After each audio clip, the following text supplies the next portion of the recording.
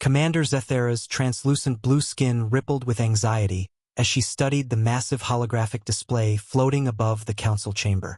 The assembled leaders of the Galactic Federation sat in stunned silence, their various appendages, tentacles, and sensory organs focused intently on the data streaming before them.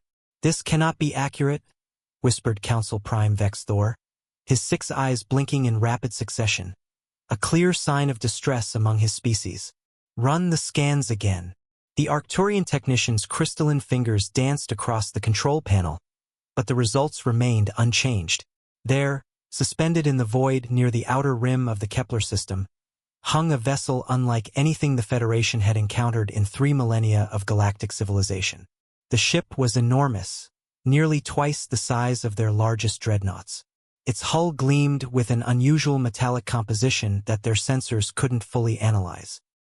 Strange geometric patterns covered its surface, and weapon ports dotted its flanks like the eyes of some ancient predator. Most unsettling of all, it bore no resemblance to any known Federation design principles. "The energy signatures are primitive yet sophisticated," reported Dr. Kelnara, the Federation's chief xenotechnologist. Her feathered crest stood erect with fascination. "They're using fusion reactors, crude by our standards, but they've somehow achieved power outputs that rival our quantum cores." Fleet Admiral Zorian leaned forward, his cybernetic implants glowing softly in the dim chamber. "What species could have built this? Our scouts have mapped every inhabited system within 50 parsecs. There are no technological civilizations in that sector." The answer came from an unexpected source. Junior analyst Quintel, barely old enough to have earned her place in the research division, cleared her throat nervously. "Sirs, I believe it's from Sol 3. The chamber erupted in disbelief. Vex Thor's booming laugh echoed off the crystalline walls. "Impossible! The humans? Those primitive mammals are barely past their industrial age. Our last survey showed them just discovering basic spaceflight." "That survey was conducted 40 of their years ago," Quintel persisted, her voice growing stronger. "I've been monitoring their electromagnetic emissions. Their technological advancement has been exponential." Commander Zethara called for silence with a gesture of her 4 arms. "Show us the communications intercept." The hologram shifted, displaying waves of radio signals emanating from the mysterious vessel. The universal translator worked for several moments before producing recognizable speech patterns. "This is Captain Sarah Chan of the U.S. Prometheus." The voice was crisp, confident, unmistakably human. "We represent the United Earth Coalition. We come in peace, seeking dialogue with the Galactic Federation." The silence that followed was deafening.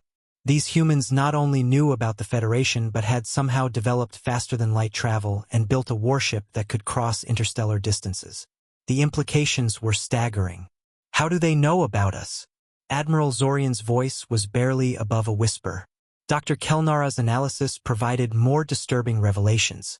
"Their ship incorporates technologies we don't recognize. The hull material appears to be some form of programmable matter. Their weapons are based on principles we haven't seen before." Vex Thor stood slowly, his massive frame casting shadows across the chamber. For 3,000 years, the Federation had been the undisputed masters of this galaxy. They had guided primitive species, prevented wars, and maintained order through superior technology and benevolent oversight. Now, in the span of mere decades, a species they had dismissed as centuries away from space travel had not only reached the stars but had built vessels that might rival their own. The humans hadn't asked for guidance or protection. They had simply announced their presence as equals. "Open a channel," Zethara commanded, though her voice betrayed her uncertainty. "It appears we have underestimated humanity." As the communication link established, she couldn't help but wonder what other surprises these remarkable creatures from the small blue planet might have in store for the galaxy.